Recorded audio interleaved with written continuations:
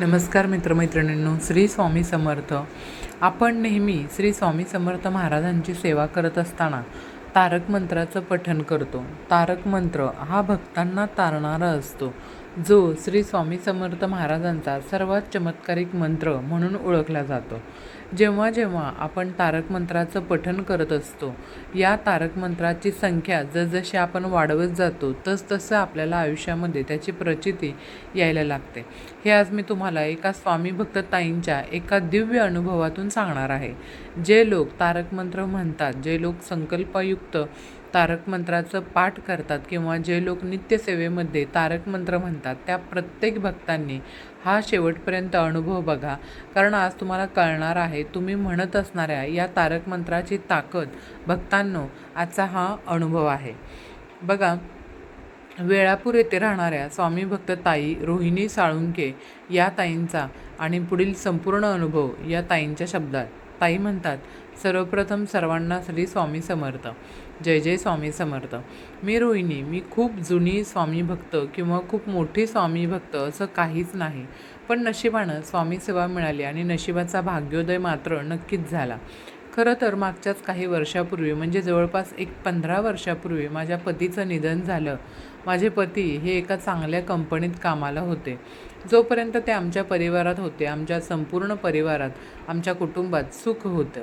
त्यांचे मरण हे सगळ्याच परिवारासाठी सर्वात मोठं धक्कादायक होतं. ते गेले आणि मी पूर्णपणे खचले. त्यावेळेस माझी मोठी मुलगी ही फक्त 14 वर्षाची होती आणि माझा छोटा मुलगा हा फक्त 8 वर्षाचा होता. अशा लहान मुलांना आता त्यांच्या वडिलांशिवाय मोठं करणं ही सर्वात मोठी जबाबदारी माझ्यासाठी रिस्क होती. खरं तर माझे पती वारले त्यानंतर आमच्या कुटुंबात माझ्या सासऱ्यांचा आधार होता. माझे सासरे देखील एक उत्तम व्यक्ती होते. आम्हा सगळ्यांचे ते लाड करायचे. सासरे होते मात्र ते मला माझ्या वडिलांसारखे होते. मात्र पतीवार आणि त्यांच्या 6 महिन्यानंतरच माझे सासरेसुद्धा वारले.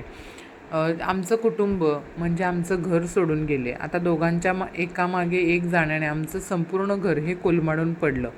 त्याच वेळात माझी नणंद, जिचं लग्न जुळलं होतं, लग्नाला अवघे 2 महिने बाकी होते आणि त्याच वेळात माझी नणंद आजारी झाली. आणि काय झालं माहीत नाही, एकाएकी छातीत दुखू लागलं आणि ती चक्कर येऊन जमिनीवर पडली. जसे आम्ही तिला हॉस्पिटलमध्ये घेऊन गेलो तसे डॉक्टरांनी तिला मृत घोषित केले. आणि तिघांच्याही जाण्यानं खरं तर आमच्या पायाखालची जमीनच सरकून गेली होती. आता आमच्या घरात यायलाही सगळे लोक घाबरू लागले होते. आम्हाला स्वतःलाच त्या घरात राहण्याची भीती वाटू लागली. घरात अशांतता वाटत होती आणि घरामध्ये अस्थिरता वाटत होती. घरामध्ये आता पहिल्यासारखं काहीच वाटत नव्हतं. सतत भीती वाटायची. घरातील पूर्ण वातावरण हे नकारात्मक झालं होतं. काय करावं काही कळत नव्हतं. बऱ्याच लोकांनी सांगितलं, तुम्ही बाहेरील काहीतरी चमत्कार असेल तर तुम्ही बाहेरील बाधा बघा. जे लोक त्याचं निवारण करतात तुम्ही त्यांच्याकडे जा. मात्र आम्हाला काय करावं सुचत नव्हतं. बाहेरील बाधा कोणाकडे बघतात हेही आम्हाला माहीत नव्हतं.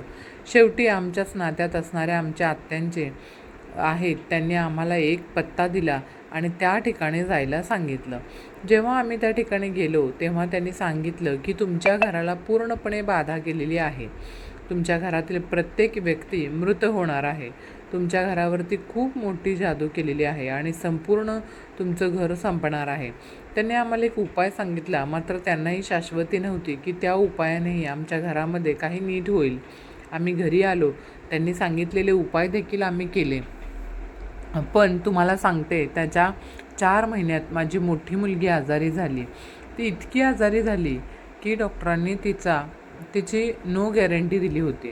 तिला पोटातील कावळे झाली होती आणि डॉक्टरांचं म्हणणं असं होतं की शेवटच्या स्टेपला आपल्याला ही कावळी समजली आहे, ज्यातून तिचं वाचणं अशक्य आहे. डॉक्टर प्रयत्न करत होते. 16 दिवस माझी मुलगी व्हेंटिलेटरवर होती. ती हॉस्पिटलमध्ये इतकी आजारी असताना घरामध्ये पुन्हा एकदा अपघात घडला. यावेळेस माझे छोटे दीर कंपनीमध्ये जात असताना अपघात झाला आणि त्या अपघातात त्यांचा जागीच मृत्यू झाला.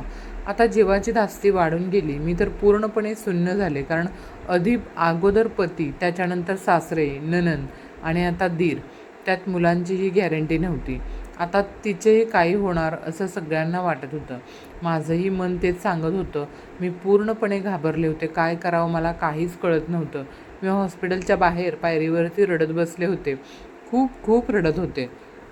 मी देवाला दोष देत होते. देवा, का माझ्यासाठी तू येत नाही? माझं घर पूर्णपणे संपून टाकलं. माझ्या पतीनंतर माझी 2च मुलं होती, मात्र तेही सुख माझ्याकडून का हिरावून घेतलंय? असं मी काही नको नको ते देवाला बोलत होते. आणि तितक्यातच माझ्या पाठीवरती एक हात आला. मी मागे वळून बघितलं तर एक ताई होत्या. त्यांनी माझ्या पाठीवर हात ठेवला आणि त्यांनी मला सांगितलं, रडू नकोस, कितीही दुःखात असलीस तरी खचू नकोस. स्वामी पाठीशी असतात, त्यांची सेवा कर. मी त्यांच्याकडे बघतच राहिले. मी त्यांना म्हणाले, तुम्ही कोण? त्या म्हणाल्या, याच हॉस्पिटलमध्ये मी साफसफाईचं काम करते. तू खूप दुःखात दिसतेस म्हणून तुझ्याजवळ आले. 16 दिवस बघत आहे. तुझी तळमळ मला दिसत आहे. तुझी मुलगी व्हेंटिलेटरवर आहे, पण तू घाबरू नको. तुला मी एक सेवा सांगते, ती नित्यनियमाने कर.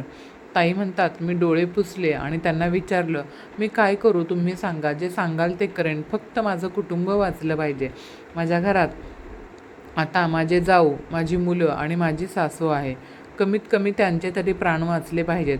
मी त्यांना आमच्या आयुष्यात घडलेली सगळी हकीकत तेव्हा सांगितली. त्यांनी मला एकच सांगितलं, तू तारक तीर्थ बनव.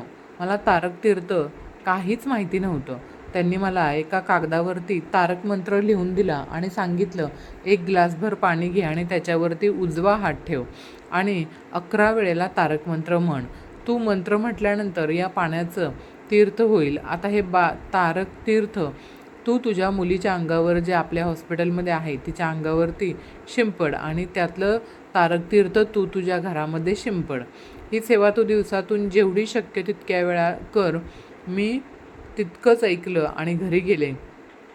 हॉस्पिटलमध्ये मी माझ्या जाऊबाईला राहायला सांगितलं. घरी गेल्यानंतर मी तारक तीर्थ बनवलेलं तीर्थ घरातल्या सगळ्या कोपऱ्यांना शिंपडलं आणि उरलेलं तीर्थ मी माझ्या मुलीच्या तोंडाजवळ शिंपडलं. जेव्हा जेव्हा मला ICUमध्ये जाण्याची परमिशन मिळायची, तेव्हा मी मोबाईलवरती तारक मंत्र लावायचे आणि त्याचे काही शब्द तिच्या कानावरती पडतील अशा पद्धतीने तिच्याजवळ मी ठेवायचे. तुम्हाला सांगते, दुसऱ्या दिवशी मी हे तारक तीर्थ हॉस्पिटलमध्येच एका वॉर्डमध्ये बसून बनवलं. स्वामींचा फोटो घेतला. नित्यनियमाने जशी जमेल तशी स्वामी सेवा करू लागले. 3 दिवस उलटले आणि 3 दिवसामध्ये माझ्या मुलीला शुद्ध आली. जी कोमात होती, व्हेंटिलेटरवर होती, ती हालचाल करू लागली. तिच्या तोंडाने ती आ, का असे काही शब्द उच्चारू लागले. डॉक्टर म्हणाले, रिस्पॉन्स चांगला आहे. असाच रिस्पॉन्स असेल तर कोमातून बाहेर येईल. आणि तुम्हाला सांगते, त्याच्या पुढच्या 3 दिवसात माझी मुलगी चक्क कोमातून बाहेर आली. काही दिवस पुन्हा हॉस्पिटलमध्ये ठेवलं. तिला जनरल वॉर्डमध्ये शिफ्ट केलं आणि गुरुवारच्याच दिवशी ती घरी आली. जसं मला त्या ताईंनी सांगितलं तसं मी तारक तीर्थ दररोज बनवत होते आणि घरातील प्रत्येक कानाकोपऱ्यामध्ये शिंपडत होते. घरातल्या प्रत्येक सदस्याला सकाळी आणि रात्री ते तीर्थ मी प्यायला देत होते. आणि तुम्हाला सांगते, या प्रसंगानंतर आता 6 वर्ष उलटलेली आहेत आणि माझ्या घरामध्ये सगळे सुखरूप आहेत.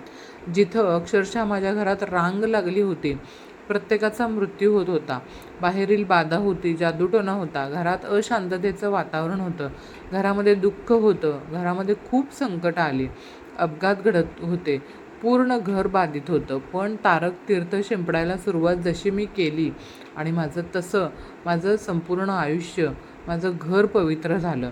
दुःख याचं वाटतं की स्वामी माझ्या आयुष्यात आधीच आले असते तर माझ्या घरातून गेलेले जे काही जीव आहेत त्याच घरात ते आज घरात असते.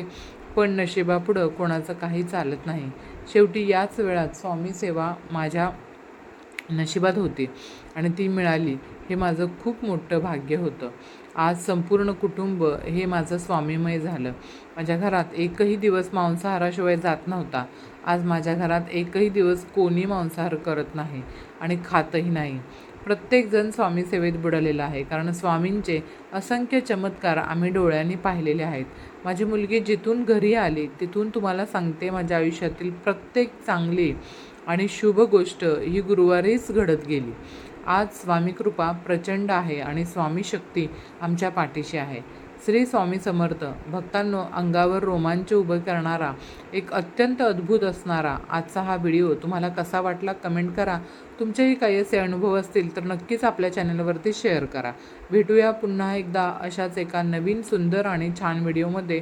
तोपर्यंत सर्वांना धन्यवाद. श्री स्वामी समर्थ. जय जय स्वामी समर्थ.